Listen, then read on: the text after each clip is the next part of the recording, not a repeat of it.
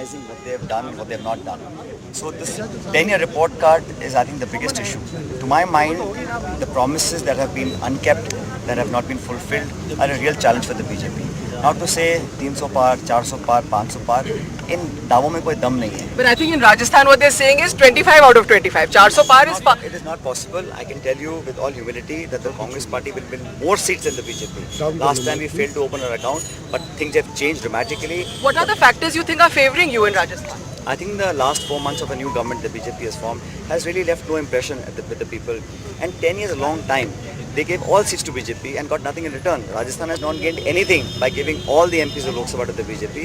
There's a change. Our candidates are better. Our campaign is much more rigorous. Our workers are more enthused. And there's a yearning for change across India and more so in Rajasthan. I think आप जो कह रहे हैं वो एक important point है जो आप कह रहे हैं कि जो भजन लाल सरकार है कहीं ना कहीं उनके लिए भी आपको लग रहा है ये लिटमस टेस्ट है और क्या वो खरे उतर पाएंगे? सरकार को बने सिर्फ 4 महीने हुए हैं. मुझे लगता नहीं कि सरकार ने 4 महीने के कार्यकाल में ऐसा कुछ काम किया कि लोगों का मन वो जीत सकें. जो वादे किए थे वो पूरे नहीं कर पा रहे हैं. हमारी स्कीम्स को रोकने का काम किया है.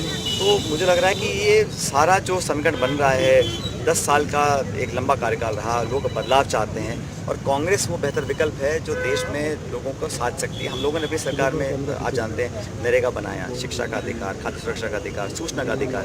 बीजेपी ने क्या किया? 3 काले कानून बनाए. सुनो, उन्होंने अग्निवीर लेकर आए, जीएसटी लेकर आए, नोटबंदी लेकर आए. तो जो उनका कार्यकाल है लोग देखेंगे ना. आप 147 सांसदों को निलंबित कर दो, फिर बिल पास करा लो, आप मुख्यमंत्री को जेल में डाल दो, कांग्रेस के खाते सीज कर दो.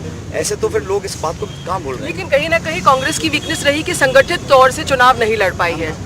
अंदरूनी खींचता नहीं है. कुछ कभी काम करने का तरीका अलग हो सकता है, लेकिन उद्देश्य ये है कि आज देश को बेहतर विकल्प चाहिए. कांग्रेस पार्टी के तमाम नेता मिलकर चुनाव लड़ रहे हैं. 25 के 25 हमारे कैंडिडेट सबको हम जिताएंगे. आपने कहा था कि हम यहाँ पर खाता खोलेंगे. क्या कांग्रेस खाता खोलेगी? 25 का 25 का क्या आपके सामने चैलेंज है? खाता नहीं खोलेंगे, हम भाजपा से ज्यादा सीट जीतेंगे. ठीक है.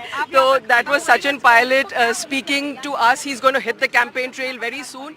लेकिन सचिन पायलट के साथ खास बातचीत अब वो निकलने वाले हैं चुनाव में, क्योंकि आपको मालूम है कि राजस्थान में एक दूसरा फेज भी बाकी है और खासकर उनकी जो सीट है सवाई माधोपुर टोंक, वहां पर वो कैंपेन के लिए निकल रहे हैं. So that's Sachin Pilot for you from Jaipur with camera person Sushil Kumar, Harsha Kumari Singh, NDTV.